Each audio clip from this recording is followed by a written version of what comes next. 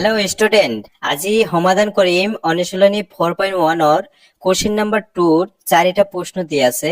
এই গোটেই কেইটা আমি সমাধান কৰিম। চাও প্ৰশ্ন নাম্বাৰ 2 কি কোৱা হৈছে। প্ৰশ্ন নাম্বাৰ 2 কৈছে তলৰ পৰিস্থিতি কেইটাক দ্বিঘাত সমীকৰণৰ আৰ্হিত প্ৰদৰ্শন কৰা। দ্বিঘাত সমীকৰণ আমি জানোই দ্বিঘাত সমীকৰণ কি আছিল, ইয়াৰ আগত কৰিছো। অৰ্থাৎ প্ৰশ্ন নাম্বাৰ 1ত আমি কৰিছো, গোটেই কেইটা সমাধান কৰিছো। জনে জনে দেখা নাই ইয়াৰ আগৰ ভিডিওটো চালেই হ'ব। প্ৰশ্ন নম্বৰ 2ত কৈছে তলৰ পৰিস্থিতি কেইটাক দ্বিঘাত সমীকৰণৰ আৰ্হিত প্ৰদৰ্শন কৰা। আমাক সমাধান কৰিব নালাগে, জাস্ট এই চাৰিটা প্ৰশ্ন জাস্ট আমি দ্বিঘাত সমীকৰণৰ আৰ্হিটোলৈ কনভাৰ্ট কৰিম, কেনেকৈ হয় এইটোই বনাম আৰ কি। চাও 1 নম্বৰ প্ৰশ্নত কি কৈছে যে আয়তাকাৰ মাটি এটুকৰাৰ কালি 528 বর্গ মিটার। এটা আয়তাকার মাটি এক টুকরার মানে কালি দিয়ে আছে 528 বর্গ মিটার দিয়ে আছে। তো মাটি টুকরার দিক ইয়ার পথালির দুগুণতকৈ 1 মিটার বেশি। আমি মাটি টুকরার দিক আৰু প্ৰস্তুত উলিয়াব লাগে। এইখিনি আমি কৰিব নালাগে, জাস্ট আমি ইয়ালৈকে কৰিম, অৰ্থাৎ আৰ্হিটো বনালেই হৈ যাব। তো আমি ধৰি লম যেহেতু আমাক জাস্ট কি দিয়ে আছে, কালি দিয়ে আছে, কিন্তু আমি দিক আৰু প্ৰস্তুত নাজানো। কিন্তু আমি ইয়াৰ পৰা আমি এটা ধৰিম, আয়তাকাৰ মাটি টুকৰাৰ প্ৰস্তুত x মিটাৰ। এইখিনি আমি প্ৰস্তুত ধৰি লৈছো x মিটাৰ। আমি এতিয়া যদি প্ৰস্তুত জানো, প্ৰশ্ন মতে কি কোৱা হৈছে যে গতিকে আমি দিকটো নিশ্চয় জানিম। তাৰ মানে যেহেতু কোৱা হৈছিল কি দিক ইয়াৰ পথালিৰ দুগুণতকৈ 1 মিটাৰ বেছি। যেহেতু আমি পথালি ধৰিছো x মিটাৰ, গতিকে দিকটো নিশ্চয় হ'ব দুগুণতকৈ 1 মিটাৰ বেছি হ'ব। অৰ্থাৎ x ৰ লগত আমি 2 পূৰণ কৰিম আৰু 1 মিটাৰ বেছি, গতিকে দিক হ'ব কিমান 2x প্লাস 1। 2 গুণ x হৈছে পথালি আৰু ইয়াৰ 2 গুণ 2 পূৰণ প্লাস 1 মিটাৰ বেছি। প্ৰশ্ন মতে আমি জানো আয়তাকাৰ মাটি টুকৰাৰ কালি দিয়ে আছে, নিশ্চয় আমি জানিব লাগিব কালিৰ ফৰ্মুলাটো কি আছিল। এবাৰ মনত পেলালে হল। অৰ্থাৎ কালি দিয়ে আছে 528 মিটাৰ স্কয়াৰ প্ৰস্তুত ইনটু দিক। আমি জানো প্ৰস্তুত কিমান হয়, প্ৰস্তুতৰ মান দিয়ে আমি ধৰি লৈছো যে x মিটাৰ, গতিকে x ইনটু আৰু দিক হৈছে 2x প্লাস 1, গতিকে 528 মিটাৰ স্কয়াৰ। আমি ইয়াৰ পৰা পূৰণ কৰিলে x ইনটু x অৰ্থাৎ 2x square plus x into 1 x। আৰু দিক যেহেতু ইয়াতে এটা মিটাৰ আছিল, ইয়াতে মিটাৰ আছিল, মিটাৰ ইয়াতে মিটাৰ স্কয়াৰ হ'ব। গতিকে দুয়োফালে কি আছে মিটাৰ স্কয়াৰ আছে, মিটাৰ স্কয়ার কেনসেল যাব, থাকি যাব কি 5 to 8ক আমি বাওফালে লৈ আহিম, অৰ্থাৎ 2x square plus x minus 5 to 8 equal to 0। এটাই হল আমার সমীকরণ, দ্বিঘাত সমীকরণ। যেহেতু দ্বিঘাত সমীকরণ হৈছে আমি কেনেকৈ গম পাইছো, তাৰ মানে x ৰ সর্বোচ্চ যেটো পাওয়ার এটো আছে কি 2। গতিকে আমি লিখি দিম কোশ্চেন নাম্বার 2 আছে দুটা ক্রমে যোগাত্মক অখণ্ড সংখ্যার পূরণফল 306। আমি সংখ্যা দুটা উলিয়াব লাগে। যেহেতু কৈছে ক্রমিক সিরিয়াল, অর্থাৎ যদি প্রথম সংখ্যাটো যদি 1 হয়, দ্বিতীয় সংখ্যাটো 1 প্লাস হব। তার মানে দ্বিতীয় সংখ্যাটো আমি নিশ্চয় জানো ক্রমিক, যদি সিরিয়াল হয় 2 হয়। আমি ধৰি লৈছো প্ৰথম সংখ্যাটো x, যিকোনো সংখ্যা হ'ব পাৰে, 5 হ'ব পাৰে, 6 হ'ব পাৰে, ধৰি লৈছো x, কি নাজানো কি মান। কিন্তু যেতিয়াই আমি x ধৰিম, তাৰ মানে তাৰ পিছৰ সংখ্যাটো কি হ'ব পাৰে, ক্ৰমিক যেহেতু, গতিকে 1 প্লাস হ'ব, অৰ্থাৎ x প্লাস 1 হ'ব। গতিকে সংখ্যাটো আমি পাই গৈছো, অৰ্থাৎ এটা হল x আৰু এটা হল x প্লাস 1।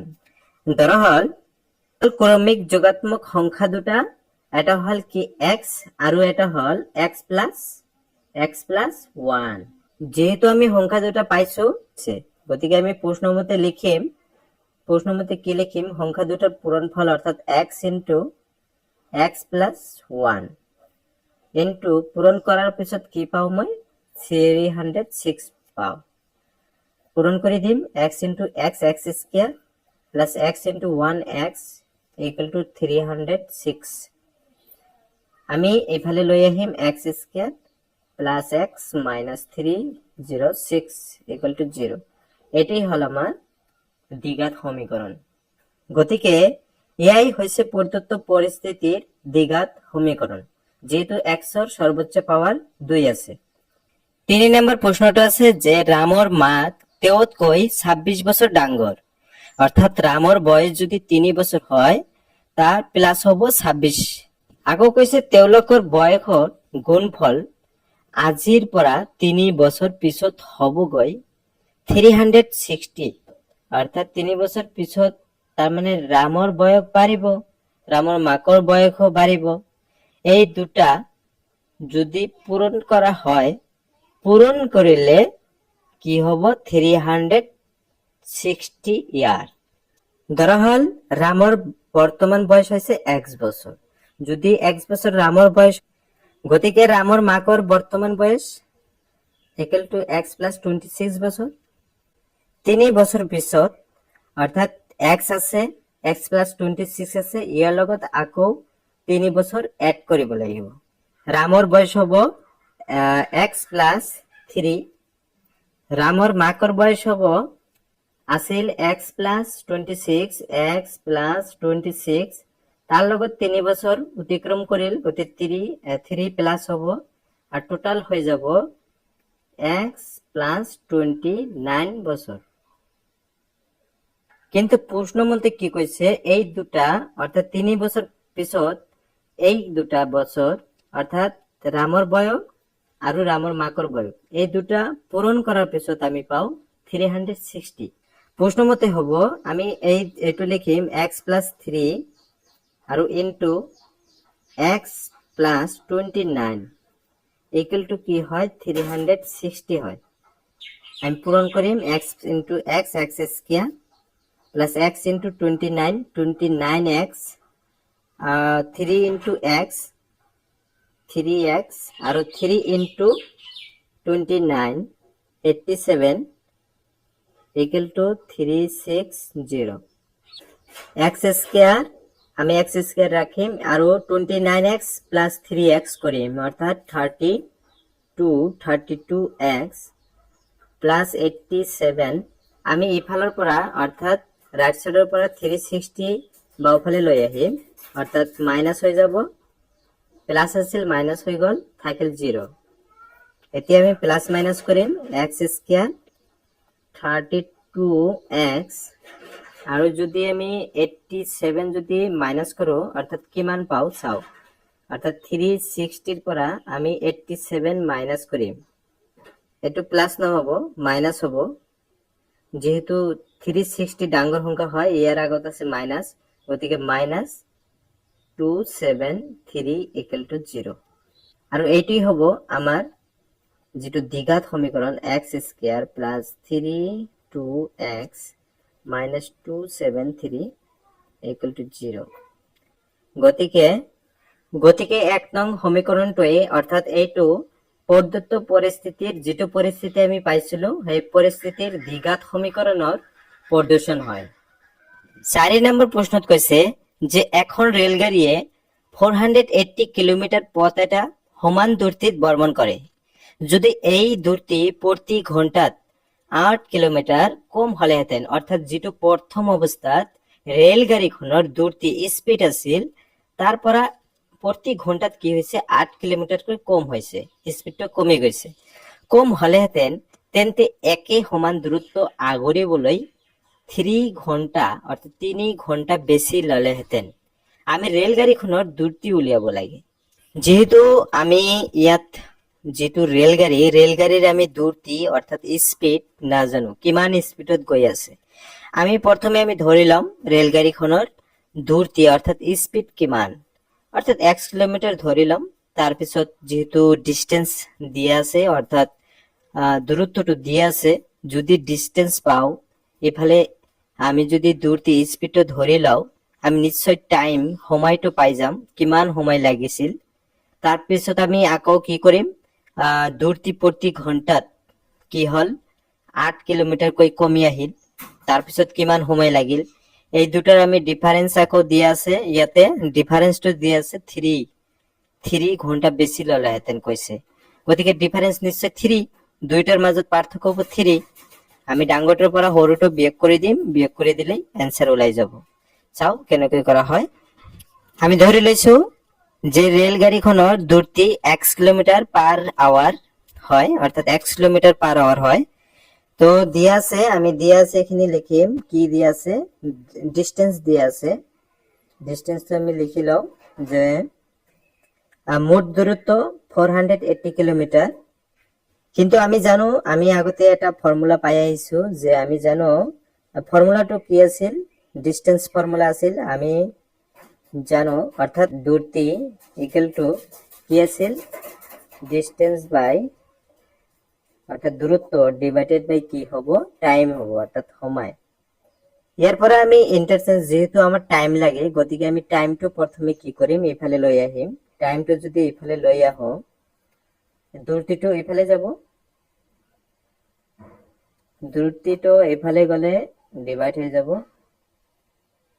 এতিয়া আমি কি করিম উপৰত ডিসটেন্সটো জানো 480 আৰু দূৰত্ব হল x কিলোমিটাৰ পাৰ আওয়াৰ কিলোমিটাৰ উপৰত আছে আৰু তলত আছে x kilometre kilometre kilometre cancel যাব থাকিব আওয়ার